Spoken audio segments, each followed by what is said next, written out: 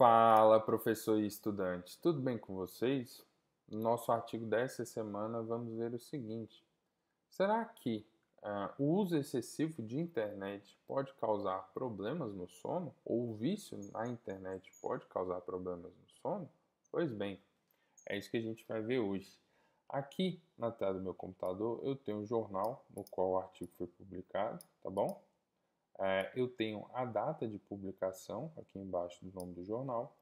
Eu tenho aqui o título do artigo e os autores desse artigo.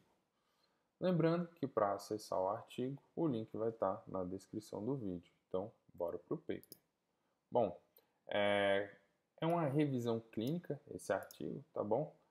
E como sempre a gente vai pular algumas partes dos materiais e métodos também, tá? A introdução do artigo, ele traz aqui a respeito do uso da internet pela população, distúrbios no sono, distúrbios dos estudantes, tá? E aqui nas abreviações, existem três abreviações aqui que a gente tem que ficar ligado. Primeiro é DSM, tá? Que é um diagnóstico para desordens mentais. O IA são os indivíduos viciados em internet. E o NIA são os indivíduos não viciados em internet. Beleza? E aí, os materiais e métodos, eles fizeram uma busca na internet utilizando o PECO, tá? E não o PICO, tá bom? A diferença aqui é que eu tenho a exposição e não a intervenção, que é o que é mais comumente falado aí, que é o PICO, tá?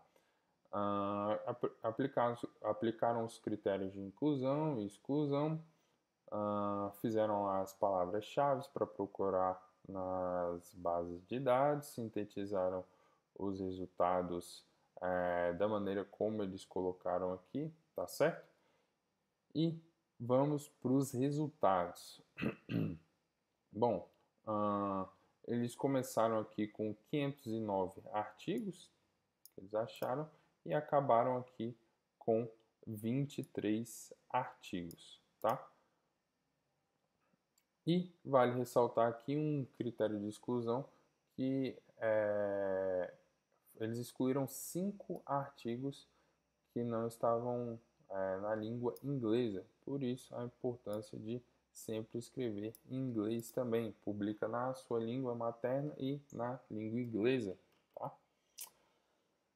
Eu vou subir para cá depois que eu quero mostrar já os resultados de forma direta, tá? Bom, aqui a gente tem a tabela 1, que mostra todos os estudos que foram incluídos, os países, tá bom? Como foram coletados os dados, o tamanho da amostra, a idade da população aí, quem eram essas pessoas, tá? Como foi medido aí o vício na internet e como foi medido aí o sono das pessoas, tá bom? E aí, quem quiser dar uma olhada depois, só baixa o artigo e se quiser se aprofundar mais nisso, tá certo? O que a gente pode ver aqui é o seguinte, foram vários países, tá certo? Assim como pessoas de diferentes idades, tá bom? Uma população aqui majoritariamente de estudantes, mas não tinha somente estudantes aqui, tá? A população ali da comunidade. Utilizaram vários instrumentos, diversos instrumentos para medir o vício na internet e também diversos instrumentos para medir o sono, tá bom? Cadê? Aqui, essa nossa primeira tabela, nossa primeira figura, perdão. Aí, essa figura aqui mostra pra gente o Forest, que juntou todos os estudos aqui, os dados desses estudos, e viram a relação entre o vício na internet e problemas de sono, tá bom? Desordens do sono. E a gente consegue ver aqui que o diamantezinho tá bem depois do 1 aqui, tá certo? O odds ratio aqui, então, é 2.2, tá? Isso quer dizer o que pra gente? Que indivíduos viciados na internet têm 2 vezes mais chance de ter um distúrbio do sono, tá bom? Estou arredondando aqui para não ficar 2,2, 2 vezes mais chances, tá? Então, esses indivíduos, então, viciados na internet, têm 2 vezes mais chances de ter algum distúrbio do sono. E também tem a parte de duração do sono, certo? Essa figura 4 mostra para a gente a relação entre o abuso do uso da internet e a duração do sono. O que a gente consegue ver aqui é o seguinte, que indivíduos que são viciados na internet, eles dormem menos, tá bom? Tem uma chance, na verdade, de dormir menos. Qual que é essa chance? De 0,24 vezes. Beleza?